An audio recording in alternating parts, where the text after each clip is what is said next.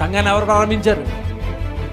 ప్రసంగం చేస్తే పెంతుకోస్తు అనే పండగ దినాన్న 3,000 మంది వచ్చి బాప్తీసం తీసుకున్నారు. ఎవరి ప్రసంగం అనుకున్నారు? అది పేతురు గారి ప్రసంగం. 1,000 మంది సంఘం పేతురు గారి చేతుల మీదుగా ప్రారంభమైపోయింది సంఘం.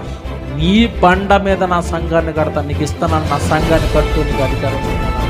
అనాది దేవుని సంకల్పమైన సంఘం. సంఘం సంఘం కట్టడం గొప్పతనమా అనుకుంటున్నారేమో, గొప్పతనమే.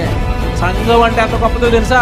నీ కొడుకు బడికెళ్తే చదివే వస్తుందేమో, నీ కొడుకు నువ్వు సంఘానికి వస్తే నీకు నిత్య జీవం వస్తుంది. పాతాళ లోక ద్వారములు దాని ఎదుట, బా ఏమి ఘనత ఇచ్చాడండి. పాతాళ లోక ద్వారములు, నువ్వు సంఘములో ఎవడినైతే చేర్చుకుంటావో వాడు పాతాళానికి వెళ్ళడు. పేతురు ఎవడు నమ్మినా నమ్మకపోయినా నేను నమ్ముతాను లేఖనాన్ని అన్నాడు. నీలో ఎంతమంది బైబిల్ నమ్ముతారు?